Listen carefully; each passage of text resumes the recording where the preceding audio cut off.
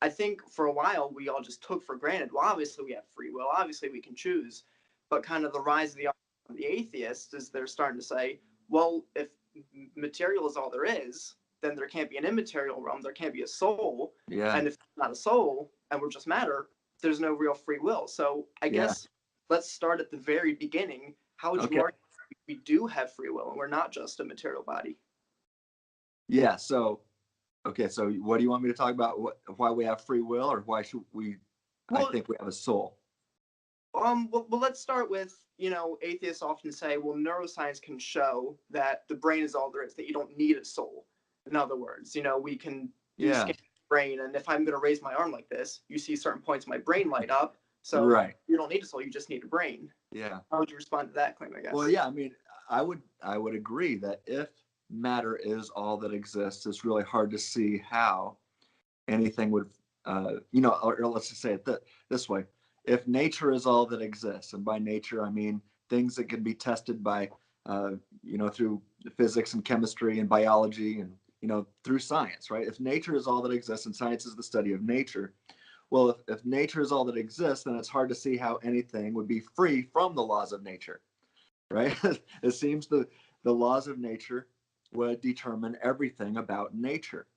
And so it seems to me, and I think even most atheists would agree, and definitely you get this at a popular level and at a more academic level from some guys that there is no such thing as free will because they assume that all that exists is nature. And so if you're going to assume that there's nothing other than nature or supernatural, then I would agree with them based on that assumption that I don't see how free will could exist. And by free will, I simply mean an ability to choose between or among a range of options, each of which is compatible with one's nature. Mm-hmm. All right. So people talk about, well, what do you mean by free will? And I say, okay, I'm talking about libertarian free will. And there's a whole bunch of different definitions of libertarian free will. But basically, what I argue for is, hey, if you ever have an ability to choose between at least two options, and both of these options are compatible with your nature, then you have libertarian freedom. And so, if all that exists is nature, and everything is only matter, if all that exists is matter, then all that exists is matter in motion based on physics and chemistry.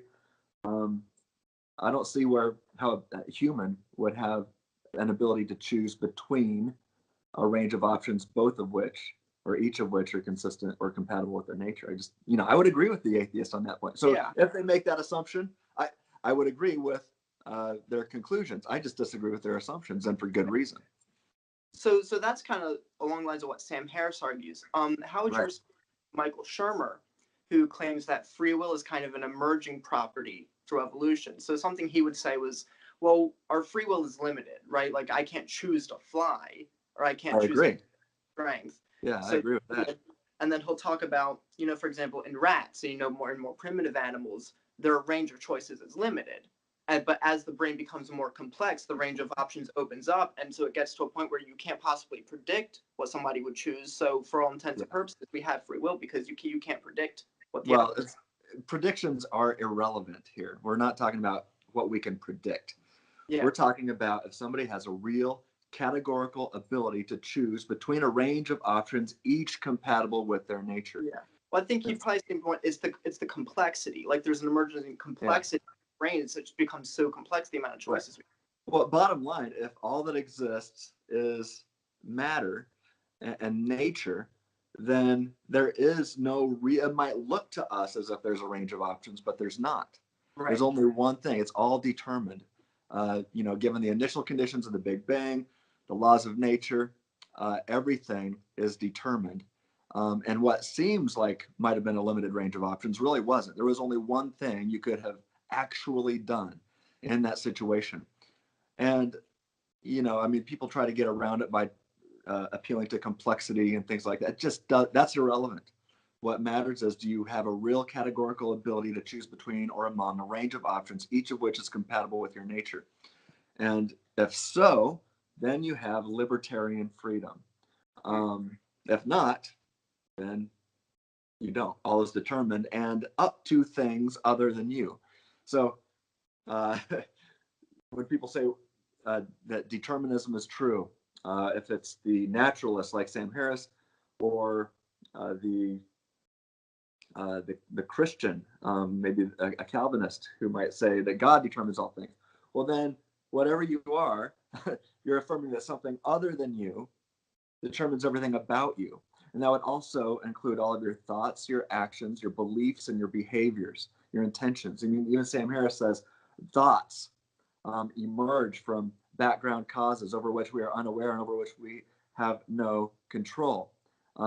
He makes it clear that these things, even our thoughts and beliefs, are not up to us on his deterministic view.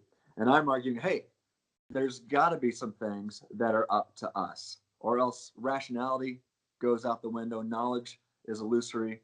And so if Sam Harris is going to say that he's a rational person and he's delivering knowledge claims, then he's offered he's bringing self-defeating statements Yeah. to the table. And Yeah. so yeah, Well, that's what I said. It was like, it's, you can believe, like, it's possible we don't have free will. That certainly is a possibility. definitely. But as far as I can tell, you can't get outside that. Like, you Right. can't. Or the second you're arguing for it, you're assuming it's false. You're assuming I can rationalize to even offer reasons Right. for this claim that would negate my ability to reason towards something. Yeah. It's weird. And to me, the claim that things get so complex, it was what, like what you said. It just, all that's saying is we can't predict it. But just because we can't predict it doesn't mean that the outcome isn't fixed. It just means it's so complex Right. that we Right. can't. Yeah. A complex, determined system is still determined. Mm-hmm. Right. Yeah. I mean, you can set up the most complex domino setup you can think of. Well, when you push that first domino, everything that's going to happen is determined no matter how complex it is. So complexity is irrelevant. We're talking about a real categorical ability at the for you, the thing you call I, to at least sometimes be able to choose between a range of options, each of which is compatible with your nature. And so think about this. I mean, you bring up the ability to reason. If you, or the thing you call I, does not have the ability to evaluate the concept of libertarian freedom and judge it as either good, option A, or bad, option B, then you're not rational. You have no ability to evaluate an idea or a thought or a belief or a concept. But if you do have an ability to evaluate a concept like libertarian freedom as either good or bad, well, welcome to the land of the free. Mm-hmm. Land of Yeah. the free, I, right? have you? um, Oh, pardon sorry. me? There Yeah, you if go. you've got an ability to choose between a range of options, then you would have each of which is compatible with your nature. Then you have an ability to judge or evaluate a certain thought or idea or belief or concept. For example, libertarian freedom. If you can sit back and think, libertarian freedom, it's is it a good idea or a bad idea? I will judge it as a bad idea. Well, hey, if you've got two options there. Well, if you just judge it as a bad idea, well, you've got libertarian freedom. Right. All right, so that's really nutshell right there.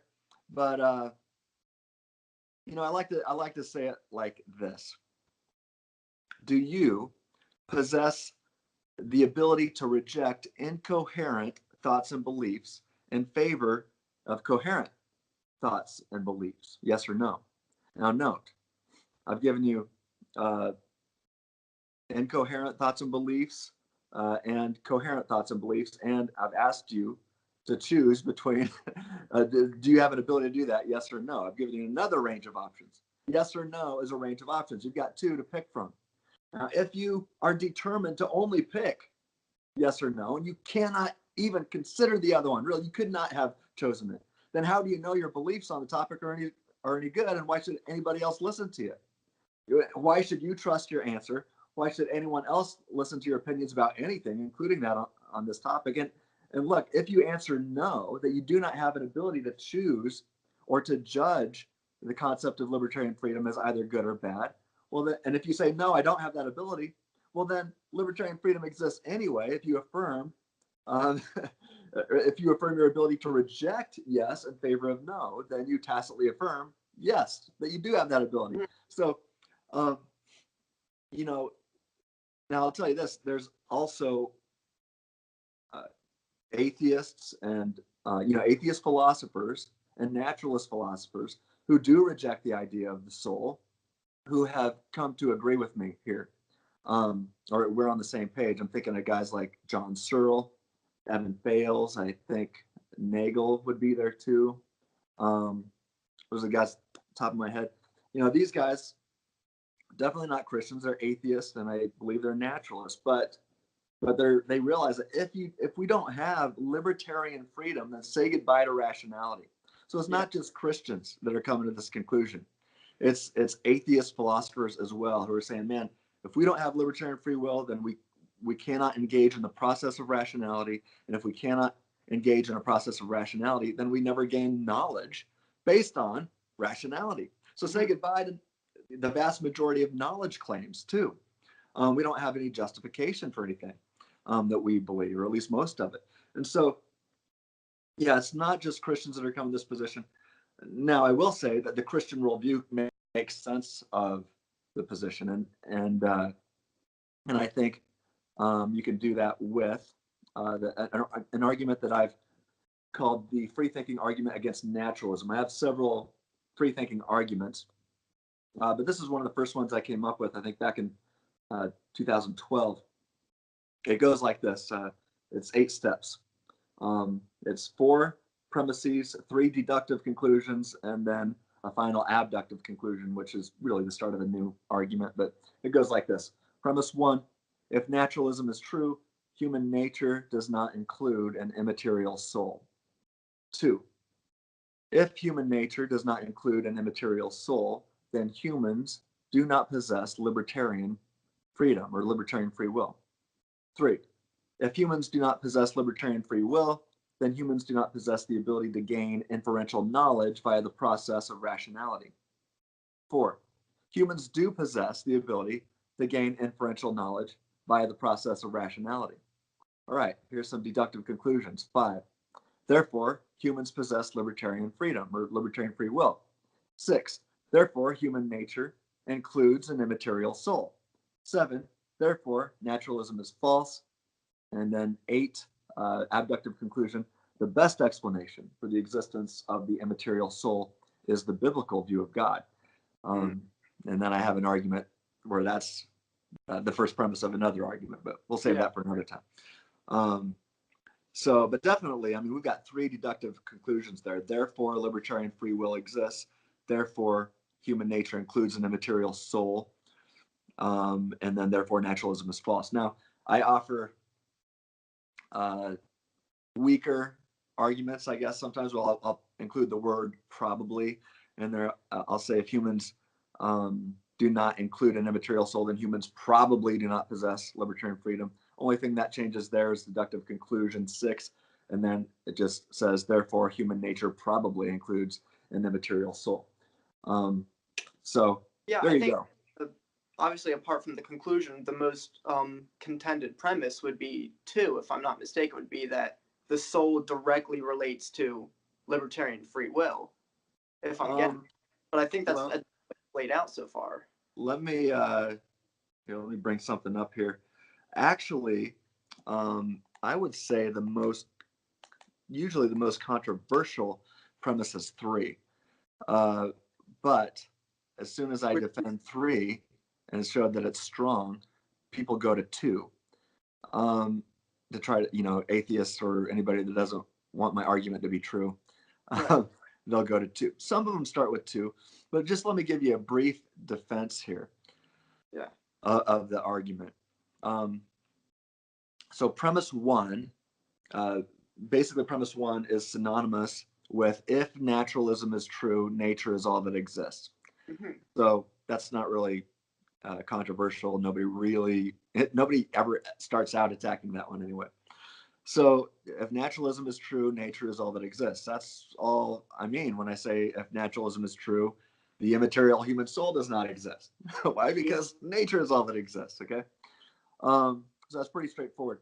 Premise 2 is tantamount to if all that exists is nature, then all that exists is causally determined by the laws of nature and the initial conditions of the Big Bang and maybe some quantum events, but none of these things are up to a human, right? So if all that exists is nature, everything is at least probably causally determined by the laws of nature, Yeah. and or nature itself.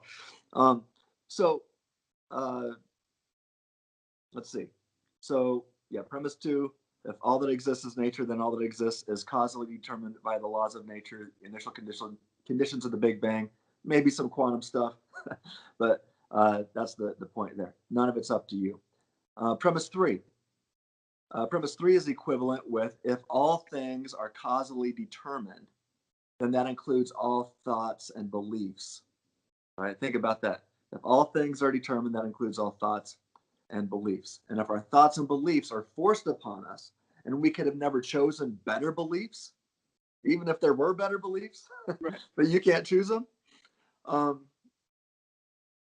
Yeah. So, yeah, I lost my place here. Anyway, if you can't choose better beliefs when there are some out there, then you don't have any justification that your Yeah. beliefs are any good. So you're really left begging the question. And if you beg that's a logical fallacy, and any argument based on a logical fallacy is no argument at all.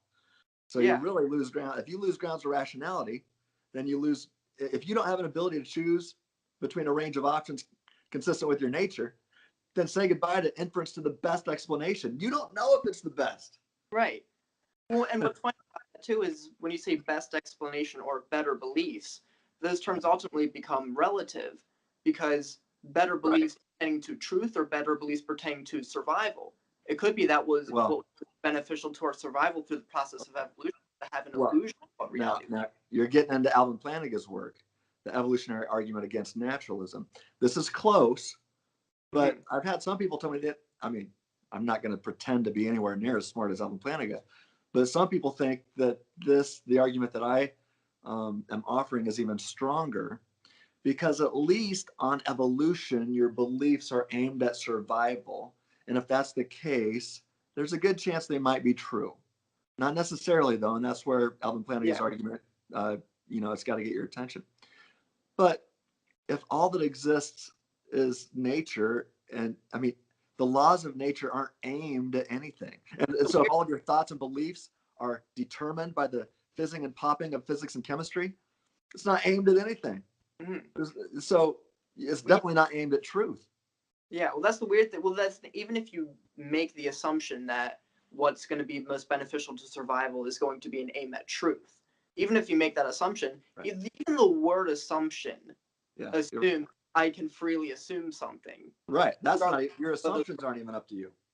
Yeah, Your assumptions aren't up to you. And then when I say, look, evaluate your assumptions, you can't even do that. That's not up to you either. Now evaluate that thought. As Dr. William Lane Craig says, a sense of vertigo sets in for everything you think. None of it's up to you. It's all yeah, caused by something else, including trying to evaluate the very thought in your head right now. Say hello to vertigo. Right? yeah. None I of remember it's up to you. a conversation with an atheist friend years back, and I was asking him if he believes in free will, and he kept saying, "Well, the more I learn about the universe, the stronger I come to the conclusion that we don't have free will." And I kept trying to challenge him, saying, "But you're saying that you're learning about the universe, which Yeah. implies you do have freedom to learn new things about Right. the universe." So I Yeah. that's not self-contradictory. And his response to me just kept being, well, "Don't make me try to go into an existential crisis here." I was like, well, maybe you should reevaluate your foundational beliefs and see if you come to a different conclusion. If he's got the freedom to do so, uh, you know. Yeah. But if he's going to assume that he does not have the freedom to reevaluate his beliefs, then I mean the dude's lost. Yeah. So I mean, really, think about evaluation. If you do not have the ability to uh, evaluate an idea or a foundational belief as good or bad, if there's only one possible way you can think about it, then you don't know if you should be thinking about it differently. You can Yeah. only assume, but that assumption's not up to you either. So, I mean, this is why guys like John Searle he says rationality only makes a difference if irrationality is possible. And so you've got to have a range of options, both of Yeah. which are consistent with your nature if you are to be so a rational being. It doesn't guarantee all of your beliefs will be coherent or true, Yeah. but it means you have the possibility of thinking things through correctly. Um, you have the possibility of being a rational or a reaching coherent beliefs and truth based on justified. You have the possibility of having a justified true belief, which is knowledge. So, yeah, John Searle makes it clear that rationality is only possible if irrationality is possible, and that's the only way that rationality is going to make a difference, I think, is what he says. Yeah. So yeah, I think I mean, it's not just Christians come to. I think the Christian worldview, especially, there's Christians out there too that don't hold to the soul or substance dualism or dualism at all. Guys like Peter Van Inwagen is a phenomenal philosopher. Love the guy. He argues for libertarian freedom better than most people. But he's actually a physicalist regarding humanity. I don't know why. I don't think that's right. Yeah. But here's a guy that says, hey, there's no soul. We're just a physical thing, but somehow we've got libertarian freedom. Okay, that's more miraculous to me than substance dualism. But fine, I don't care. At least he affirms libertarian freedom and he's a Christian. That's great. But then you've got atheists who are like, yeah, these guys are right. If you don't have libertarian freedom to think, then say goodbye to rationality. If you have no ability to think otherwise, all of your thoughts are forced and determined by something other than you, forced upon you, then you're not rational, or you're irrational anyway. And and it's atheist philosophers that are coming to this position too. And so I want your listeners or viewers here to understand that we have good reason to come to these conclusions. And my point is, with the argument I gave you, I think the Christian worldview, especially substance dualism, which I think is a biblical view, that you are a soul with a body, a soul in the image of God who uses a body, a soul in the image of a soul in the image of God who at death of the body is freed from the body and will eventually get another body, right? Yeah. I think the biblical view of that makes great sense. If you are a soul in the image of God, then you would be something other than nature, and therefore it would make sense that you would not be determined by the laws of nature, Mm-hmm. right? You would be Yeah. influenced, but not determined. And Yeah. so, yeah, I mean, people's like, well, how does a soul get you free will? Well, you would be an immaterial thinking thing in the image of God with an ability to evaluate certain ideas as good, bad, better, the worst, true or false. You'd be in the image of God with an ability to choose between a range of options, each of which is consistent with your nature, and you'd be an immaterial, supernatural thing that uses a natural thing, your body. So there you Yeah. go. I think that's a good way to say it, because one of the objections is that neuroscience show brain activity directly correlates to our behavior. Yeah.